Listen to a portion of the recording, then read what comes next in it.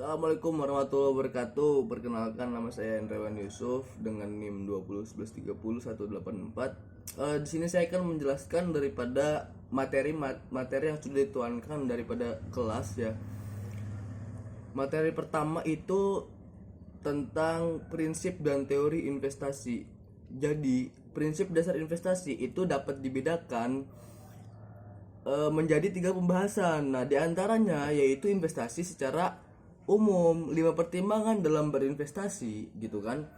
Ya, dan jenis-jenis instrumen investasi. Prinsip utama saat ingin berinvestasi adalah memiliki tujuan, target, dan prioritas investasi yang jelas. Ketiga hal ini akan membantumu menemukan aset berinvestasi gitu. Nah, sedangkan teori daripada investasi itu sederhana sebenarnya, bahwa jumlah atau banyaknya investasi tidak hanya bergantung pada pengembaliannya aja ataupun salah satu faktornya aja, namun dipengaruhi juga oleh banyak modal atau tingkat bunga.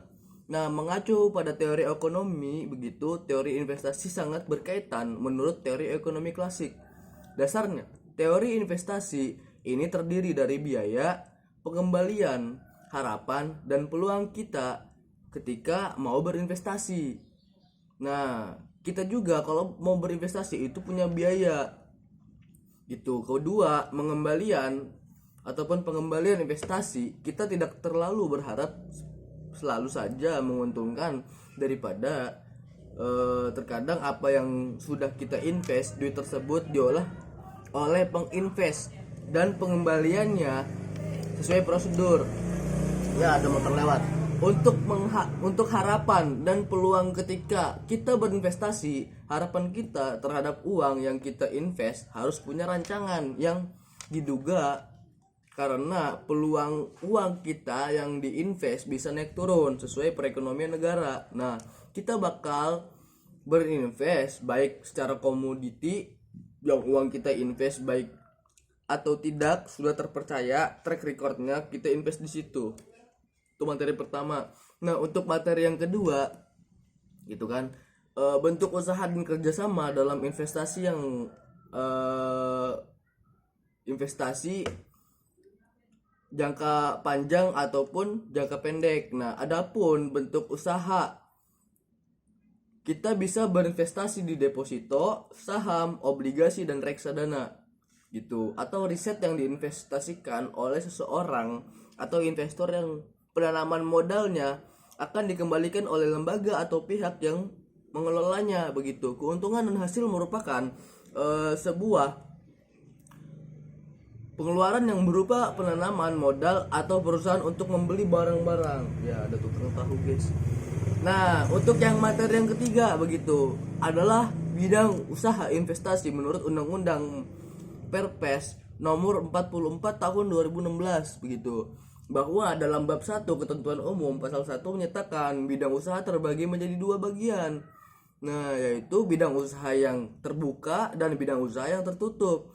Nah, dalam pasal 12 ayat Undang-Undang Penanaman Modal telah mengatur kegiatan bidang usaha terbuka dan tertutup untuk penanaman modal bagi investor lokal dan asing, kecuali bidang usaha yang tertutup atau memiliki persyaratan begitu. Itu materi ketiga. Dan materi yang keempat itu tentang kebijakan investasi dan keputusan keuangan, financial decision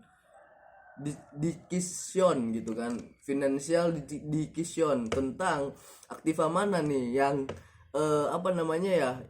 mana yang harus dibeli perusahaannya begitu. Ketentuan yang ada di dalam hukum investasi harus merefleksikan kebijakan investasi, karena aturan hukum investasi merupakan legislative instrument for implementing the policy gitu kan. Ya, so Inggris tapi nggak apa-apa lah ya.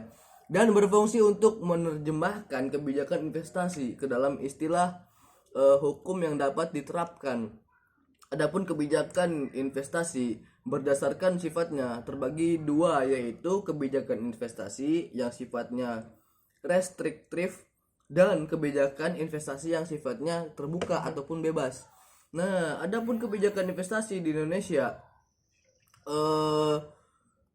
ini masuk ke dalam Undang-Undang tentang Penanaman Modal nomor 25 tahun tahun 2007 yang telah menggantikan kebijakan lama dengan menyatukan dualisme pengaturan tentang penanaman modal yang dahulu diatur dalam Undang-Undang Nomor 1 Tahun 1967 tentang penanaman modal asing dan Undang-Undang Nomor 6 Tahun 1967 tentang penanaman modal dalam negeri, Undang-Undang Penanaman Modal Nomor 25 Tahun 2007. Nah, telah mempertegas dan memperjelas bahwa pasal-pasal yang di atas kebijakan pengaturan penanaman modal di Indonesia ataupun investasi memungkinkan seseorang bisa memenuhi kebutuhannya, masa depannya, dan menentukan prioritas kebutuhannya, menetapkan rencana yang baik dan implementasi daripada disiplin pada perusahaan secara konsisten. Nah, selain itu, dengan investasi, seorang dapat memberikan peluang kesejahteraan hidup bagi keluarganya.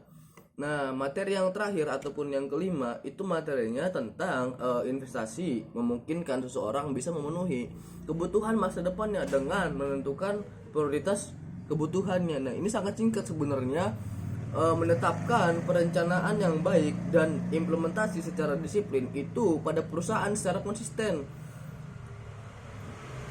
Ya, motor lewat.